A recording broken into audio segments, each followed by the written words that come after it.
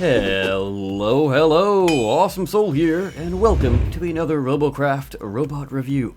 Now, this time around, we are taking out the Specialist by SOLARvFLARE. And as you can see, it's not really much of a specialist. It's more of a jack-of-all-trades build, which is kind of why I took it out. I found the name kind of funny. But yes, as you can see, this thing is packing a plethora of weapons, and a module as well. It's using up all of the slots it has available to it. It's got the smallest ions, it has the smallest lasers, the second largest rail, and the largest flak, as well as the power booster. And I don't really play tanks all that much, so much like the last episode, I figured it would be fairly interesting to give this a spin. Trying to review bots that I don't really play all that often. I'm also trying to make the most out of these ions here. Trying to make them work, and they seem to be okay. So far, it's actually the most used weapon that I've been playing around with. And let's see if we can't get the heck out of here, because this thing, as you would expect, as it's loaded up with all this stuff, is at maximum CPU. And on top of that, for a tank, doesn't really have the most armoring, to be quite honest. It's sitting just shy of 60? Yeah, 60. 59 point something, if I remember correctly. Which, like I said, respectable, but when you're playing a tank, sure, you have decent speed, but you don't have a lot of mobility. Like, you don't have the ability to jump or take the skies or anything like that. You are kind of on a set path.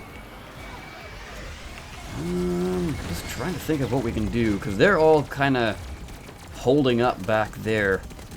Maybe use our rails a bit more. Now, one thing that is nice about having all of these weapons is that you have a weapon for most, if not every occasion. Now, the downside here is that, well, I guess it's kind of things I've highlighted already, and that is you are packing so much into the weapons that, one, you have 0% damage bonus, and you also have only 60% health boost, which is not that much. Especially for a tank. Getting a bit greedy here, but I'm surviving fairly well, and I've acted as a pretty good distraction so people can move up. So, yeah, I'd say that's a pretty good tactic with this thing. But yes, what exactly am I getting at with that? How can you improve a build like this? Well, when it comes to the whole damage boost aspect, you obviously are not going to be using every single weapon all at once, so all of them are not constantly providing a benefit to you. Whereas if you took out 2 of these weapons and only had 2 instead of 4, then you would have a damage boost, and that damage boost would apply constantly to every weapon on your robot. Of course, every weapon being only 2 after you've sort of downscaled. The other thing you could do is take off those weapons and upscale the armor. Certainly not a bad idea there either. Trying to wait for this guy to come back out. Almost winged the... There we go. Alright. So they got cloak. That's good to know. But yes, getting some armor here isn't a bad idea either.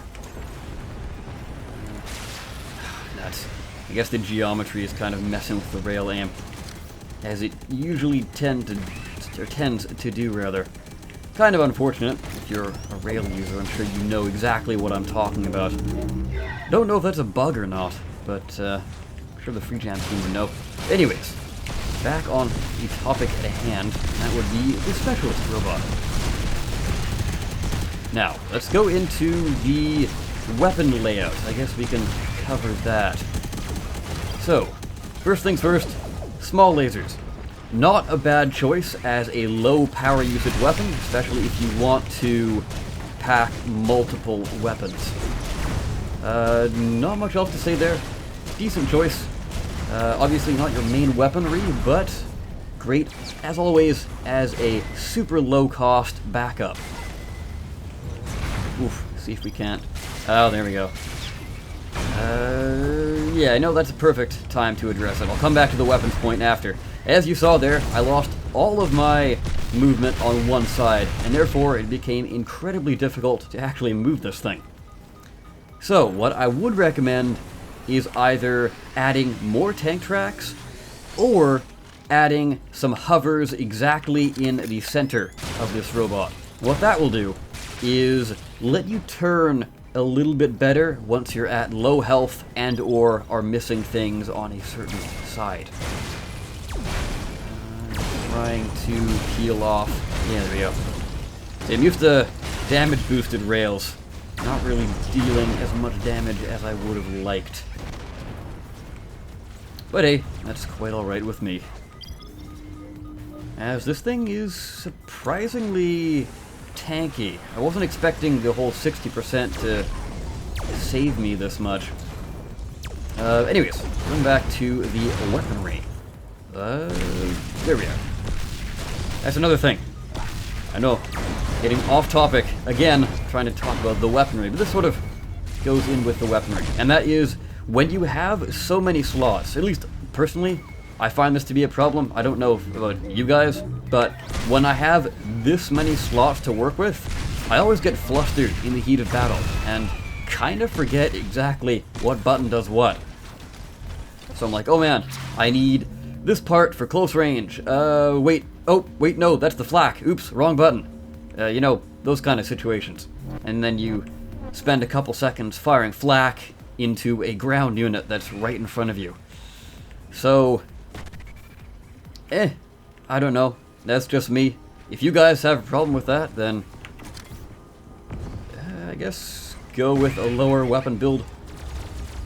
Now, actually, back on topic, unless I get off topic again. Who knows? Something else might interesting happen, or something else interesting might happen. You know, words are difficult as well. So yes, the rails. We can go to that one since it's in slot 2.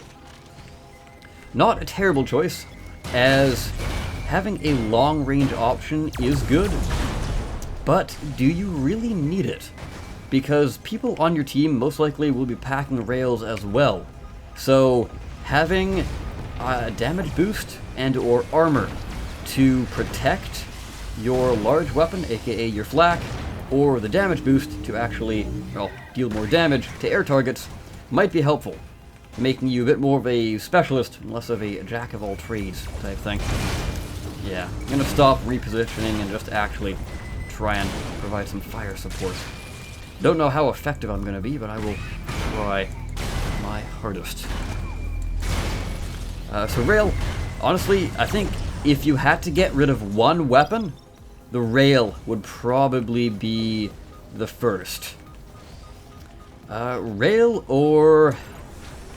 I mean, you could take this build in a lot of ways. Ions aren't too bad. If you have somebody sneaking up on you, ions will definitely deter them and make them think twice. Especially if you're going to be a flak support bot. That's always nice to have. They think they can easily pick on the flak, switch your ions, and blast their face off. Whereas the rail, it's great at taking out air units, but then again, so is the flak.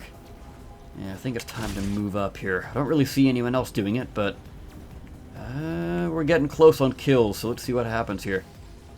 Can this thing hold up against presumably their entire team? Let's find out. So, I did talk about it slightly, and that would be the flak. So, flak is, in all honesty, at least the way I'm looking at this build, probably the best choice for this thing. Fairly bulky, and as a tank, with such a large weapon, it's a good combo. Victory! Hey, look at that. No, well, the timer ran down. Let's see. Not bad assists. Then again, I don't really play tanks a whole lot. And this is, as usual, a first impression, so I'm not entirely used to the robot. But anyways, let's go on into the garage bay and give my final thoughts on this thing. Alright, so here we are in the garage bay. By the way, for those wondering, this is filmed during the Halloween event, if you're somehow watching this in the future. But yes, some of the things I didn't exactly cover in the video, but I wanted to. I think I left off around where the flak was. Flak, good choice. No need to change that there. Now, these ions. Personally, I would move them back a little ways, just so they're protected a bit more by more cubes.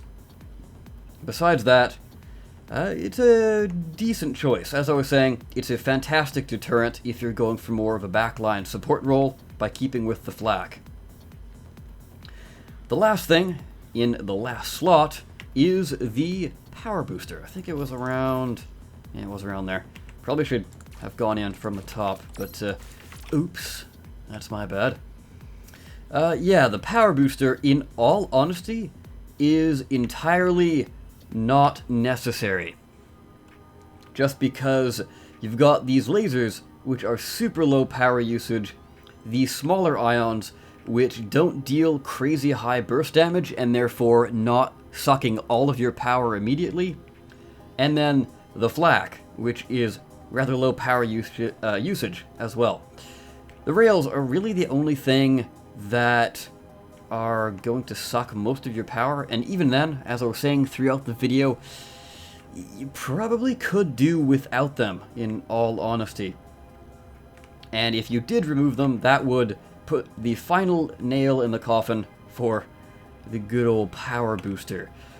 What you could do with that is either swap it out for another module, or the thing that I think would be a little bit better is just add more armor to this thing.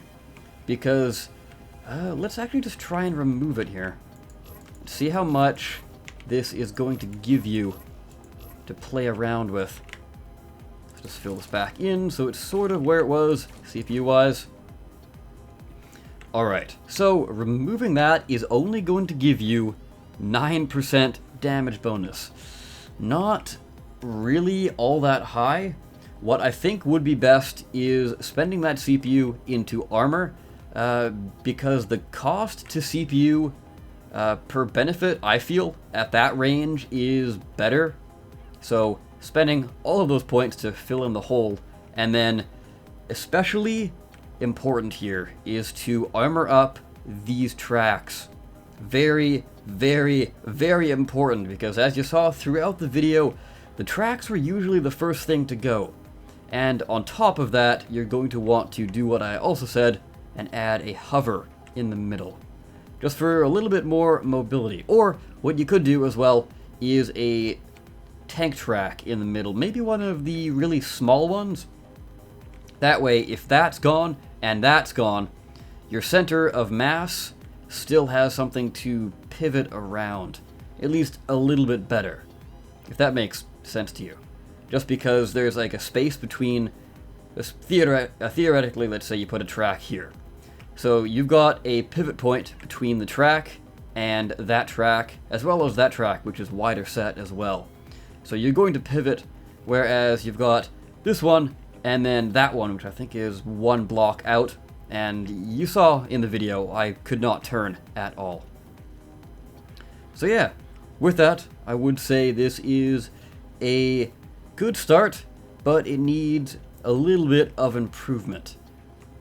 Not a terrible bot. I do like the flak there. Especially flak on a tank is probably one of the best ways to go about doing flak, at least in my opinion, because generally you're going to be investing in a lot of cubes and therefore a lot of armor. And as we know, the flak gun is very large and a very easy target to take out. But yes, with that guys, I of course have been the Awesome Soul. I thank you all so very much for watching. I'll see you next time. Take care.